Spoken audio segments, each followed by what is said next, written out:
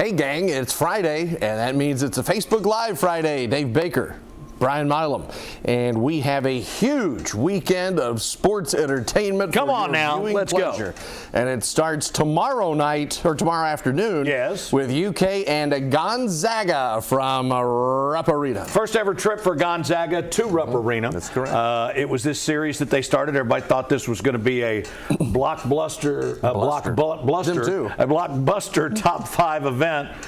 Kentucky now, 17? Is that what they 16, are? Both 16 and 6. Yes, both 16. UK's ranked 17th, I believe.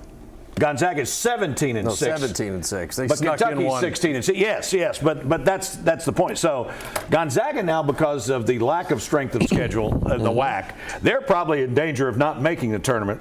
And I'm looking at in the West Coast Conference. And I'm looking here at the Gonzaga notes today, getting ready for tomorrow's broadcast. How about this? On this date, February 10th, 2015. Oh, wow. That's a lot of life. Blank scored 29 points, made a pair of three-pointers in a key second-half run that helped number 2 Gonzaga win its 17th straight, 81-70 over San Francisco. The Zags were off to their best start in school history, 24-1. Game was tied 38 at halftime. But who was that player that scored 29? Kyle Wiltshire,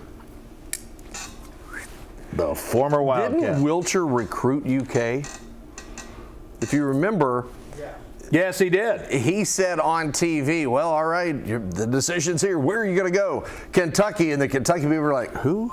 Right. Wiltshire? Right. Kyle. Is that Kyle with right. a K? Right. I mean, they did not know. If memory serves, UK did not know, really, who Kyle Wiltshire was. They weren't recruiting him. Wiltshire comes to UK, helps win a national championship, helps go to the NIT, then helps himself right to Gonzaga. That's right. So Gonzaga's been really, really good. I mean, they've played well in the tournament. Yeah. They don't play anybody during the regular season. Correct. Trying to raise that profile was what scheduling this game was about. And 6 months ago, this thing looked like, ooh, all right. Blockbuster. That's why CBS is coming to televise it. You can see it at 4 o'clock right here on WKYT. But so Gonzaga is coming off a win over Portland that they just rolled. But last week, they lost at home on February 3rd, 64-62 to St. Mary's. There was a disputed call, but the fans were throwing garbage out on the court. I mean, it has not been a good year. Mark Few, the coach, has had some off-the-court issues that he's had to deal with. Yeah. And I saw a story yesterday that says, you know, they're on the verge of maybe not making the tournament. But still, a hugely important game for this Kentucky team. If they were to somehow come in here and beat Kentucky, they're right back on the bubble again and on the good side. And that would be despite their national cachet. Right. That would be another bad home court loss for the Cats. Yeah, Kentucky is. I think, and I don't have the numbers in front of me. I think Kentucky could win this game 10, 11, 12. I'm thinking they could. Yeah, I don't think Gonzaga has one of those quad 1 wins. No, I don't believe they do. But UK, how many does UK have?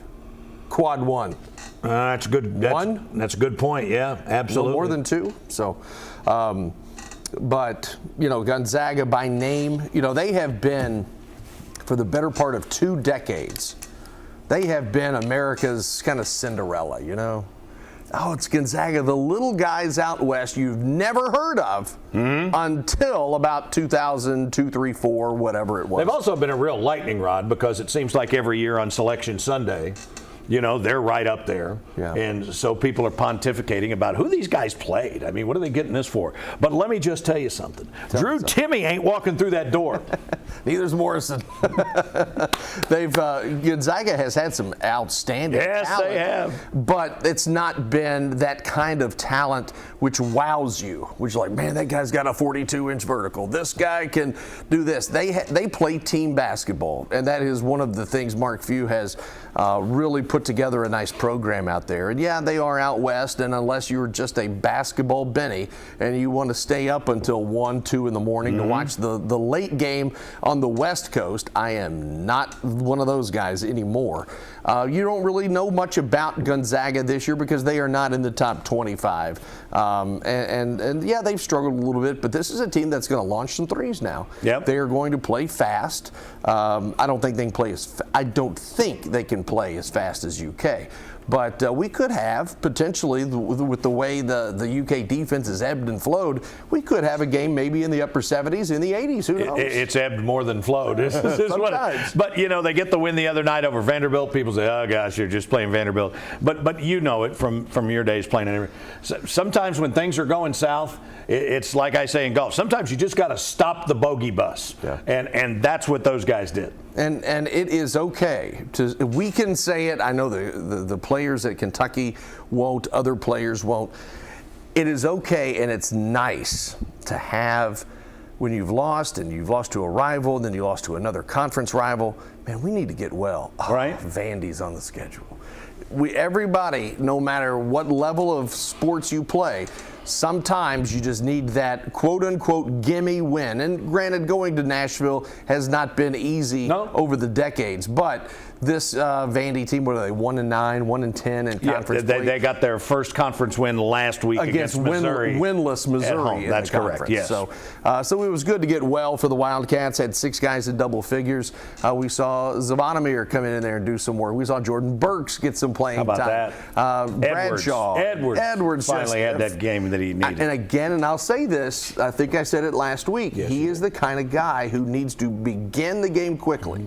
If he gets in early and hits a 3 like he did, make it 5-0, then he gets another basket. He's locked in, I think. If he starts the game 0 for 3, okay, you got to check your confidence. Let's go. You could still shoot. Still you can put the ball in the hole. Still a team that has not had its full roster for a single game. Yeah.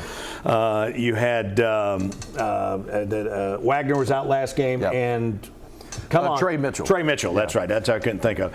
So everything you hear, I think Wagner is trending toward being back tomorrow. I don't know about Trey Mitchell. He's a guy like Thiero that is dealing with a bad back.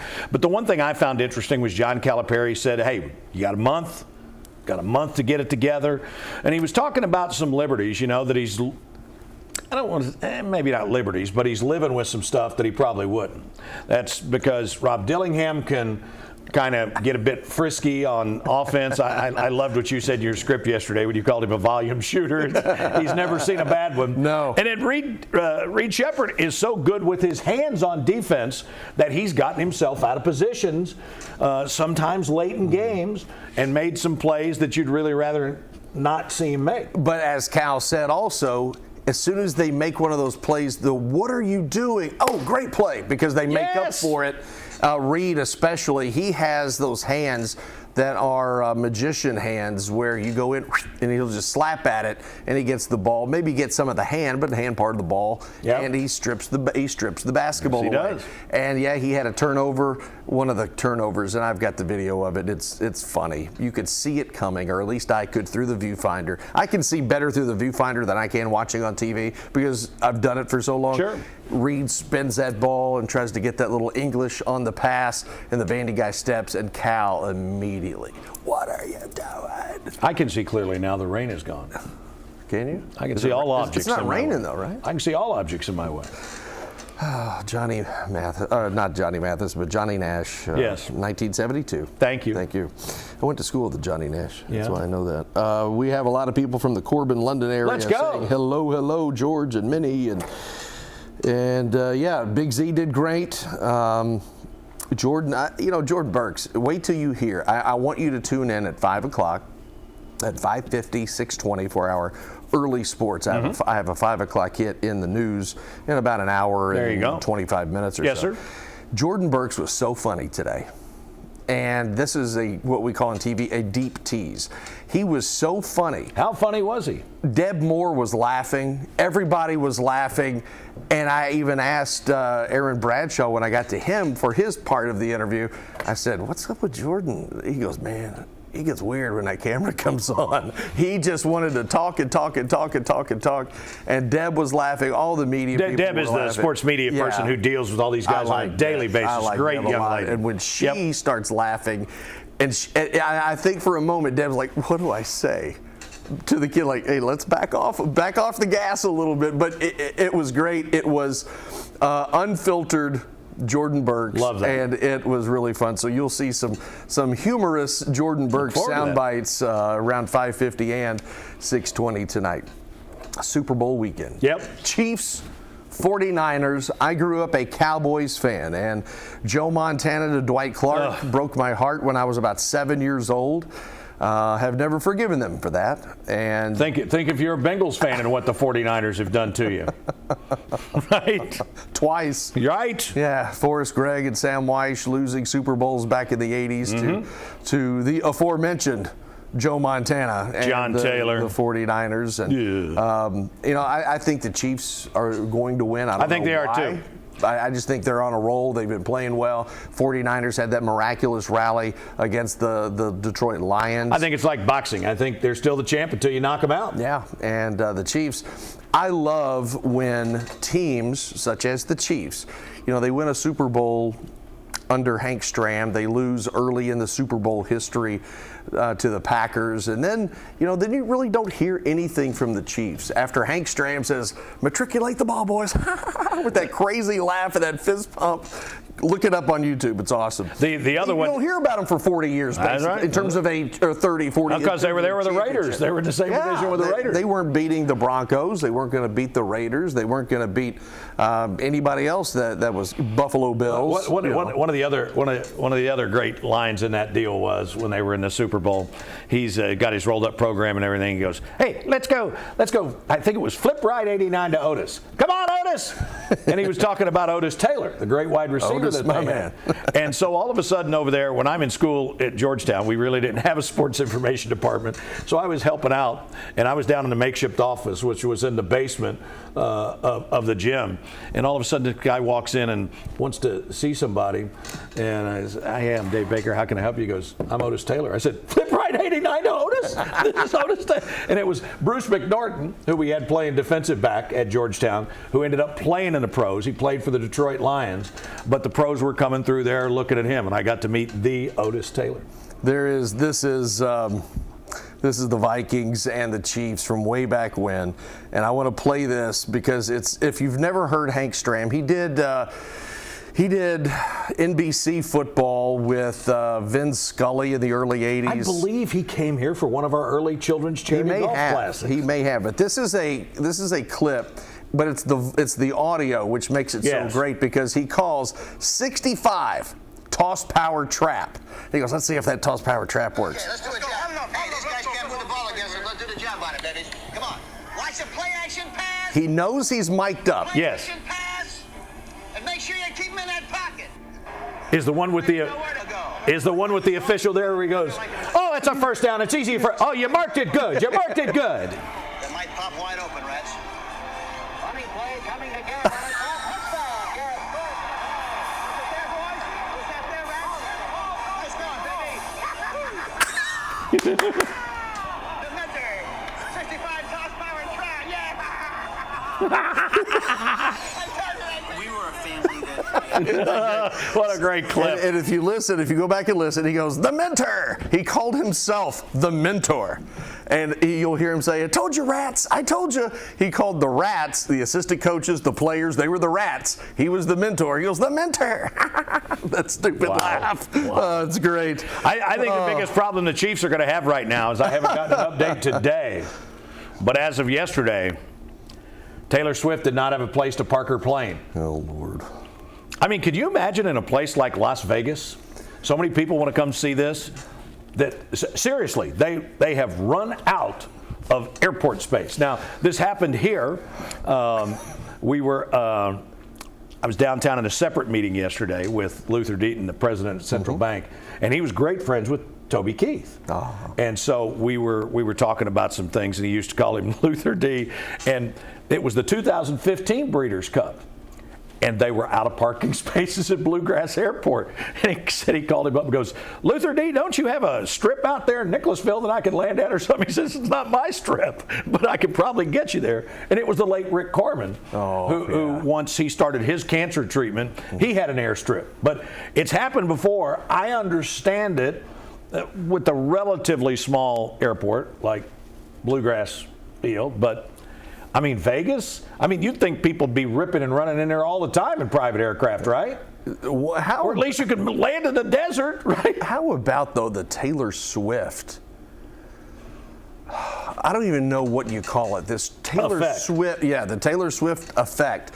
When I saw that the NFL has profited through all kinds of different avenues, and this was 2 weeks ago, $331 million just because she has been in the suites. They keep taking, CBS and other stations keep taking cutaway shots of her and celebrating with the Kelsey family. And how many stories have you heard about a guy saying, my daughter never wanted to watch football, and now she asks when the Chiefs are playing. And wants to watch football it's called a cutaway shot, for the 5 to 10 second cutaway shot, and through an entire game, they've gone back so much you may see her for 2 minutes in a 3-hour game. But there's also social media. Sure. The social media part, but I'm just amazed at the fact that this Super Bowl has 3 quarterbacks. It's got Patrick Mahomes, it's got Brock Purdy, but it's got Taylor Swift. And she might be the ultimate figure in this game who has no impact on this game whatsoever.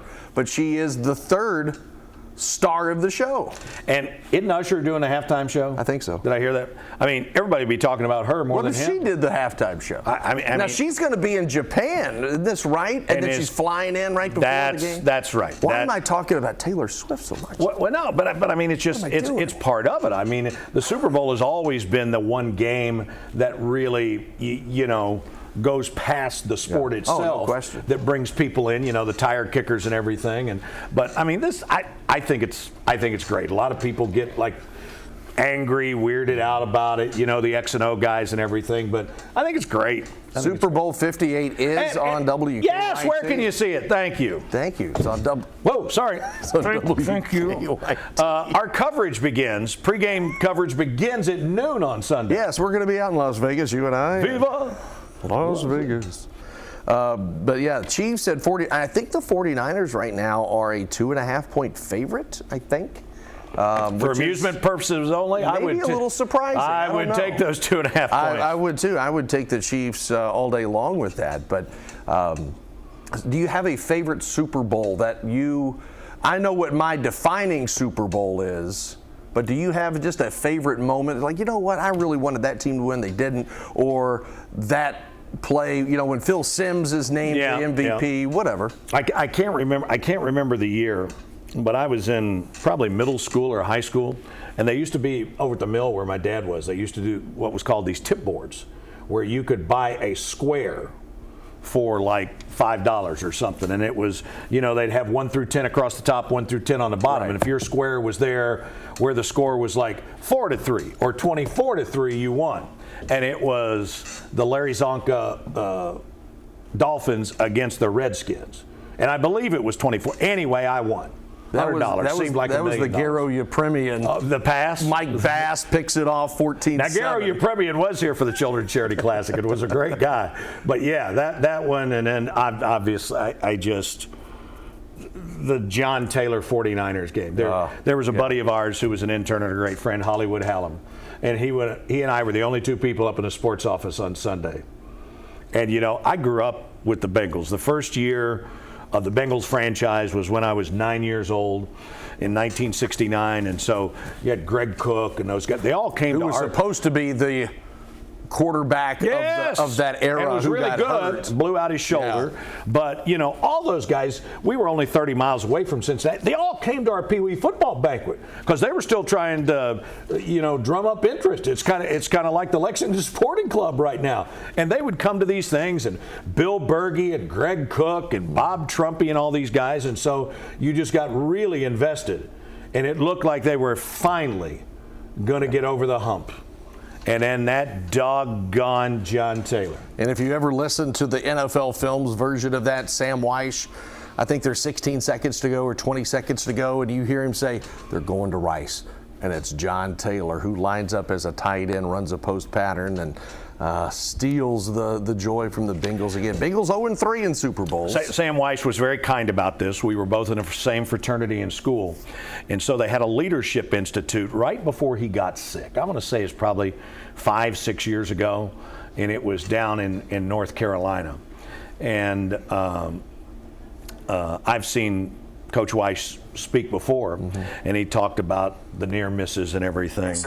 And so I was speaking before him, and I said, I got no shot. Coach is coming up after me. And I told the guys this. I said, I got no shot. The only thing I got for you is from where I had been doing radio. I had 3 national championship rings. And I said, Coach, I know you don't have any of these.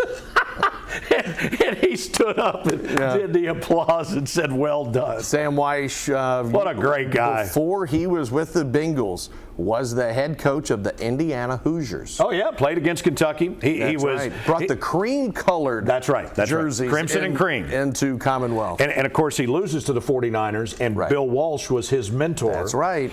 And Bill Walsh was bummed. He thought he was going to be the Bengals coach yes, in the early he did, 80s. because he worked for Paul Brown. And then what do you know? Paul Brown has to lose to... But who was it that hired him? And we go back to the full circle thing, the whole Mark Stoops thing. Yeah. Eddie DeBartolo and those guys were the 49er owners from Youngstown. Yeah, everything goes back to the Rust Belt to some degree. Youngstown.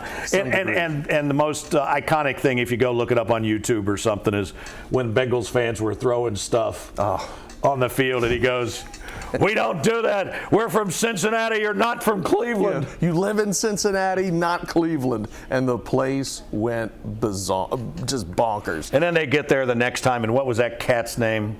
The running back who had some drug issues. They couldn't find him the morning of the game. Yeah. And number 36. He had relapsed. Stanford Jennings? I can't remember. And it just totally set the Bengals back. Yeah. And it was tough, but Super Bowl. And then last year, the same thing. Same thing. Thank goodness. Hey, Bill Bryan has just strode into the studio, which means that we need to wrap up so we can do something else. Yeah, we got to do some political stuff. Because when Bill Bryan talks, people listen. He is the E.F. Hutton of WKYT. Of WKYT, of the Commonwealth of Kentucky, for crying out loud. Well, no one's crying out loud. So I mean, when there is a presidential news conference, no matter which party, which person, there is a collective sigh of relief when they look out into the gallery and see that Bill Bryan is not there to ask questions. With that being said, ladies and gentlemen, we're going to call it a day. We're going to work on the high school basketball. 2 weeks away from the postseason starting. Dave and I will be doing the Sweet 16 bracket show. It'll air on Monday at 1 p.m. 1 p.m. It'll air at 1 p.m. On the KHSA website. It's what people look forward to all year long to see what that region winner, who they might play, how it plays out. So, last week I had people from, this is no joke, from E-Town, Frankfort, Winchester, London, Bowling Green, and I think, maybe Monticello. Said, hey, when's the Sweet 16 draw? Right. It's usually around Valentine's Day. I mean, people circle this stuff. There's no question. I got texts, messages, calls. When is it going to be? Monday at 1 p.m. And we will see what regions play what regions. And I promise you, it is the luck of the draw.